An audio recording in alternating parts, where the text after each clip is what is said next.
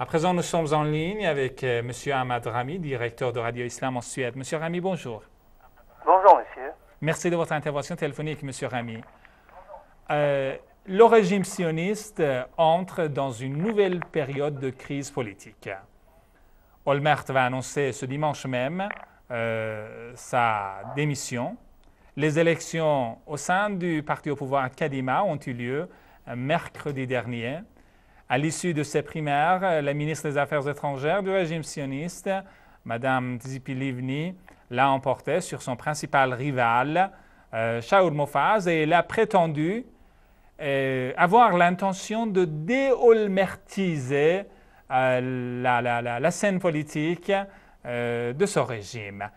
D'abord, qu'est-ce qu'elle entend selon vous par cette expression? Et puis, est-ce qu'elle serait capable de prendre des distances, non pas avec les politiques de Olmert, mais avec la nature criminelle, la nature raciste et inhumaine de l'entité sioniste? Disons que, pour ne pas parler une langue de bois, il faut appeler les choses par leur vrai nom, appeler un chat un chat. L'entité sioniste est une machine à tuer, à exterminer le peuple palestinien, est une organisation mafieuse, une mafia internationale, et que cette mafia internationale est en train de, toujours, comme toutes les mafias, ils élisent à leur tête le plus criminel parmi leurs dirigeants. Et donc les dirigeants, ceux qui veulent être élus, veulent se montrer le plus criminel. Donc ce sont des mafiosos, des individus à l'échelon d'une mafia qui se chamaillent sur la question est-ce qu'il faut, sur la façon de tuer, d'exterminer la victime, les Palestiniens. C'est-à-dire, c'est comme deux bourreaux qui se chamaillent. Est-ce qu'il faut, disons, tuer par la guillotine ou par le fusil? Est-ce qu'il faut fusiller ou bien guillotiner la victime? Ils sont tous d'accord sur le principe, sur la politique générale. Ils se chamaillent sur des détails et ils veulent se montrer tous, en fait, des extrémistes. Et leur dominance n'est pas seulement, pour eux, la Palestine ne suffit pas, c'est une mafia qui domine la scène internationale dans tous les pays. D'ailleurs, comme vous l'avez dit, d'ailleurs, le monsieur, l'expert qui a dit qu'elle est de la Pologne, Livni vient de la Pologne. Donc, tous ces dirigeants-là font partie d'une mafia internationale qui vient de différents pays du monde entier. Donc, la seule chose qui peut disons, changer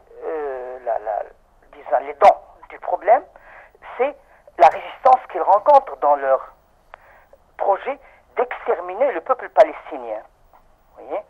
Et cette résistance qu'ils rencontrent maintenant est celle de Hezbollah, de Hamas, et aussi la résistance de l'opinion publique occidentale, et aussi, disons, même la question maintenant, ce qui s'est passé en Géorgie, aussi emmène des changements sur la scène internationale.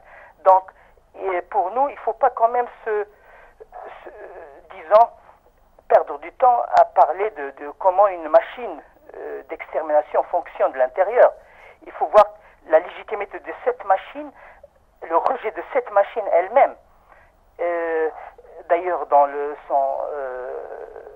son discours de la prière de vendredi, Ayatollah Khamenei, et dans son récent discours aussi, le président Ahmadinejad ont bien exprimé, ont bien souligné le caractère de ce groupe mafieux, criminel, parce que quand on dit criminel, ce n'est pas une exagération, parce qu'ils sont en train d'exterminer purement et simplement tout un peuple et de ravager tout un pays. C'est ce ramassis de criminels, et cette organisation criminelle est en train de commettre des crimes contre l'humanité, que toute l'humanité doit se rassembler pour mettre fin à ce génocide qui est en train aujourd'hui d'être commis devant nos yeux. Et Livni n'est qu'une un pion aussi, une partie de cette mafia et de cette machine à exterminer.